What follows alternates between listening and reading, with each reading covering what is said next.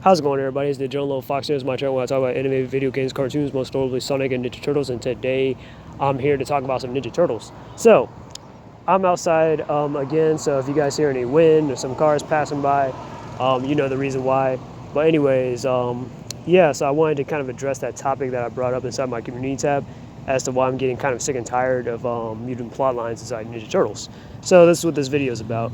Okay, so as I said already, I'm kind of getting sick and tired of having some of the same TMNT plot lines always centered around the Turtles being mutants and stuff, or like just mutants in general for right now.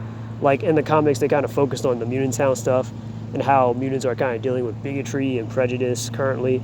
Then it was the same ordeal with Mutant Mayhem and Tales of the TMNT, where mutants kind of get accepted into society, and the villain's motivation being, I'm different and I would never be accepted, that type of whole routine. So that was kind of dumb. And look, that kind of works for like something like X-Men, but not for Ninja Turtles. Mutation wasn't really meant to be like an allegory for racism or or immigration or trans rights, like one of the writers tried to push. It was always like a way of justifying how like the Ninja Turtles are able to appear how they are based off of like Daredevil's origin of him losing his eyesight to radiation.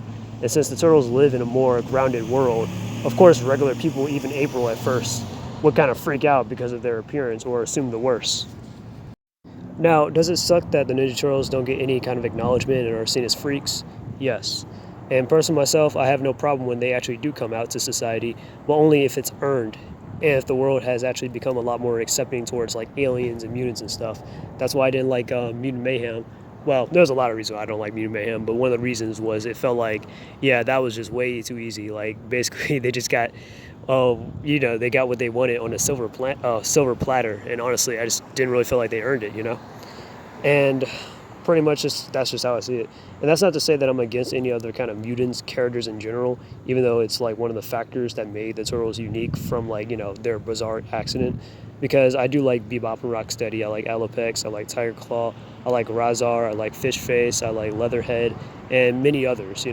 But their origins kind of happen if like one of the villains like Shredder or Krang wanted to like weaponize it, or they needed like a new enforcer or something. But some of the like newer mutants like Jay, Diamond, Bob, Wanda, Sheena, Jenica, or the Weasel Girls like introduced are just either bland or just wasted characters. Like Jay being a poison dart frog, that was actually kind of interesting conceptually for like a villain, but all he is just he's moody, he complains a lot, and he just so happens to just be gay. And he had that one freak out moment with Michelangelo, and I haven't even seen or heard anything of the character ever since. And then there's Diamond, who got into like one fight with Jenica during the start of all that, and then after that she just reforms and joins Jenica's little rock band or whatever. Then we have Wanda and Sheena, who are two unappealing characters that nobody's invested into and wouldn't really want to buy merch based off on. Like, I mean, I'm just being honest. Like, come on. You actually want to buy merch on, like, Wanda, the chick with the little ant head that just be around as, like, a background character, or Sheena, Jenica's girlfriend that's, like, a pig, and she's, like, punk rock and all that. I'm just saying. And a little, obviously overweight, but yeah, no. But anyways, but yeah, and then there's the Weasel Girls and stuff. I don't even, like, to be honest with you, I can't even tell who's who apart from who and stuff. I remember there's like Mushroom. I think one chick was like Pepperoni or something. I don't know, whatever. But yeah, they just don't stand out to me. And it's not just the comics, but it's like I said, it's before. It's also the cartoons as well. Like what I want to see more is like an expansion on other factors in TMNT's world outside of just mutation. Like what I'm trying to say is like whatever happened to like ninjas, time travel, reincarnation, spirituality, magic, gods, demons, aliens, even like all that stuff. Like there's so many characters that are like tied to like this, and currently they kind of just sit on the shelf. Like what exactly are they doing with ninjas like Karai or Shredder, or time travelers like Rened and Samantha Ramiro, or gods like Kasune and the Pantheon, or aliens like the Triceratons, or even the Fugitoid. And you don't even have to use these characters that I just mentioned. You could probably just create new characters that are kind of like related to this, but it's always got to be like a new mutant type character or something like that. But anyways, and honestly, I feel like, to be honest with you, Tales of the TMNT could have been a lot more better if they actually exploited some of this stuff. And honestly, if you want like actual like Ninja Turtle stuff or whatever, that I just mentioned, like the guys and the aliens and all that stuff, then you might as well just go watch Boruto. You know, I know a lot of people like to crap on it, especially the people that are uninitiated with it, but Boruto is actually a pretty good series.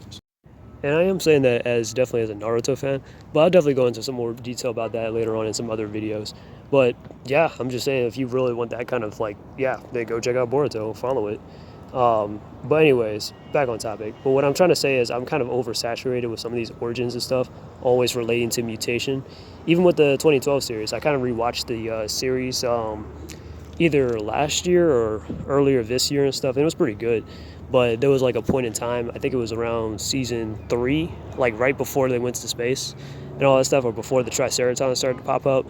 And that little error or that little portion and stuff, I'm not gonna lie to you, it was kind of feeling like it was like dragging on a little bit, or it was a little bit slow, or some stuff was getting reiterated until we got to, Commander Zom and stuff, and then we got the Triceratons and they destroyed Earth, and then the turtles got into outer space and stuff. And I think that was like some of the best episodes of the series.